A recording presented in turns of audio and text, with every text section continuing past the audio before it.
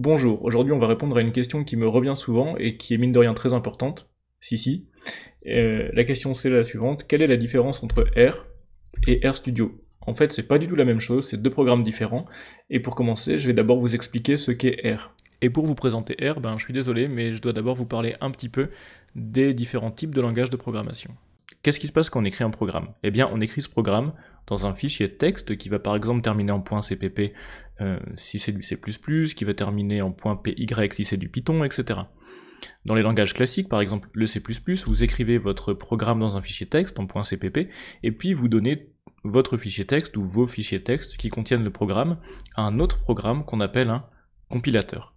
Et le rôle de ce compilateur, c'est de convertir votre code, votre fichier texte, en fichier, un programme que vous pouvez utiliser sur votre PC, qui par exemple se termine en .exe sous Windows, et ça c'est ce qu'on appelle un fichier binaire.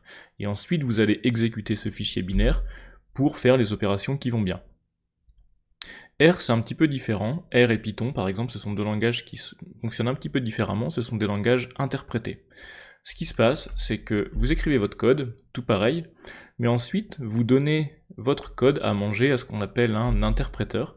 Et l'interpréteur, c'est un programme qui a pour objet de convertir votre code directement en quelque chose d'exécutable, et donc en fait il va directement exécuter votre code en faisant une espèce de compilation interne quand il y a besoin, mais on n'a pas besoin de faire cette phase de compilation à part, et donc on peut exécuter notre code directement sous forme de script par exemple.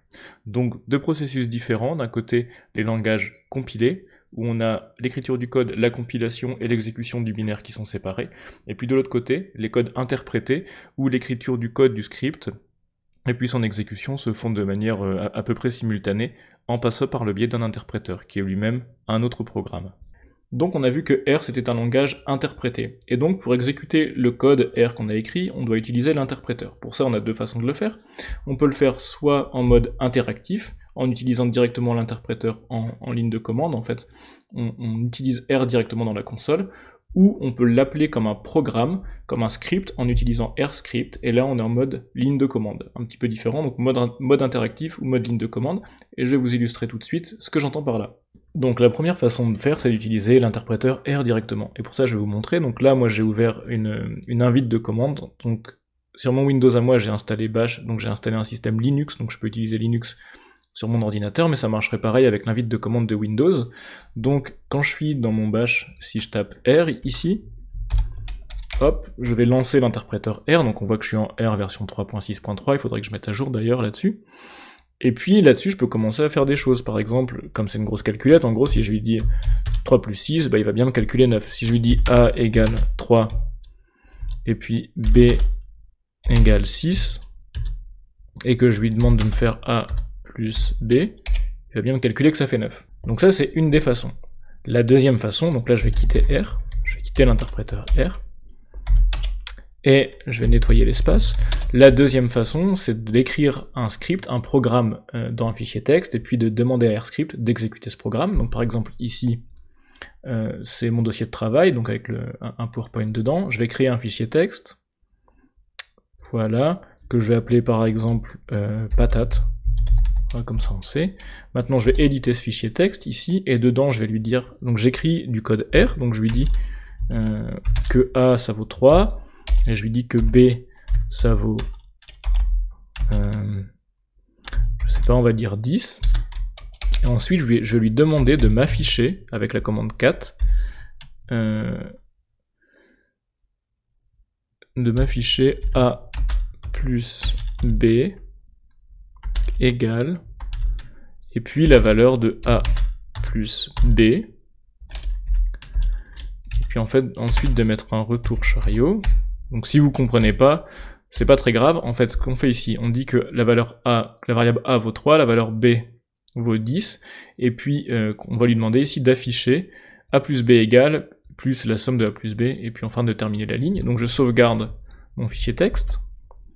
Si je vais dans ma ligne de commande maintenant, je vois bien en tapant ls que j'ai un fichier ici qui s'appelle patate.txt qui est mon script R, et on peut regarder d'ailleurs si je fais un cat de mon patate.txt, on voit bien qu'il y a le programme dedans. Ok, je vais nettoyer la console. Et maintenant, ce que je vais faire, c'est que je vais dire rscript,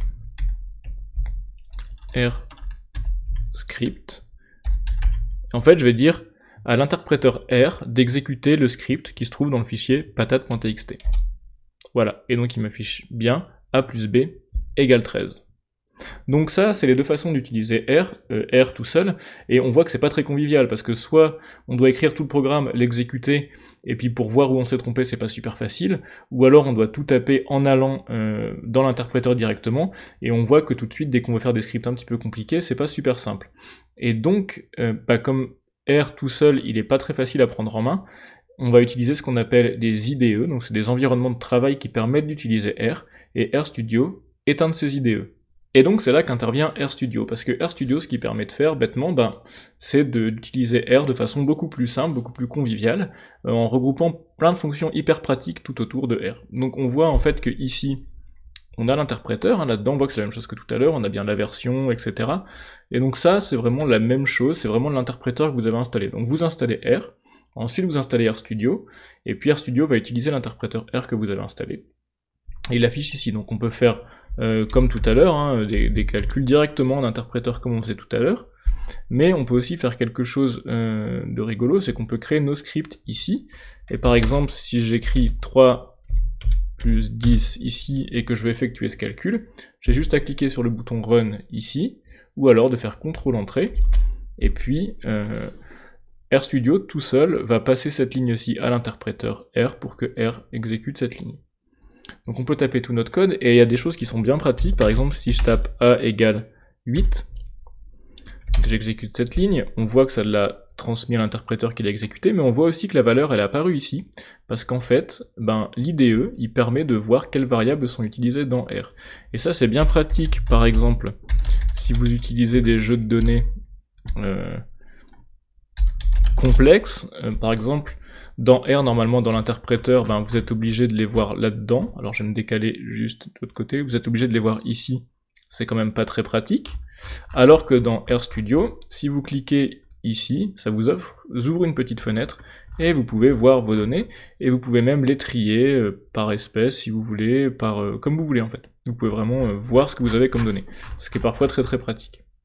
Donc votre script c'est pareil, vous avez accès à l'aide directement, donc si vous faites point d'interrogation et puis une fonction, donc par exemple, je sais pas moi, GLM, parce que vous voulez faire un modèle mixte, bam, il vous ouvre une fenêtre sur le côté avec toute l'aide.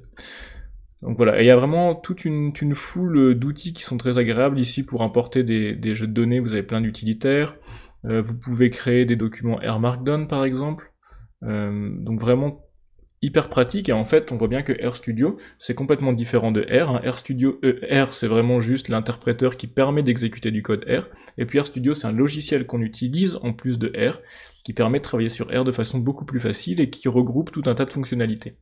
Et la plupart du temps, il y a cette confusion entre R et RStudio qui est problématique, parce que quand j'ai un étudiant qui vient me voir en disant j'ai un problème avec RStudio, souvent il a un problème avec R, et donc il faut que je comprenne que son problème vient de R et pas de RStudio, parce que vous pouvez avoir des problèmes avec RStudio. Par exemple, il est mal configuré, il est pas dans la bonne langue, vous n'arrivez pas à l'installer, il n'arrive pas à trouver votre interpréteur, ça c'est des problèmes qui peuvent arriver avec RStudio. Et puis vous allez avoir d'autres problèmes avec R, par exemple, vous n'arrivez pas à installer un package. Donc si vous n'arrivez pas à installer un package, c'est un problème avec R, et pas un problème avec RStudio. Donc il faut bien faire la différence. Donc voilà, on a vu ce qui différencie R de RStudio. R c'est à la fois un langage de programmation et un interpréteur, et on utilise l'interpréteur pour exécuter des programmes écrits dans le langage R. Et puis RStudio c'est un environnement de travail qui permet d'utiliser R, l'interpréteur R, de façon plus conviviale, beaucoup plus souple et beaucoup plus user-friendly, beaucoup plus simple. Voilà. Donc je pense que c'est la première vidéo d'une série sur les bases de R, ce qu'on peut faire avec les vecteurs, etc., les data frames. Et voilà, la prochaine vidéo sans doute la semaine prochaine. Voilà, portez-vous bien.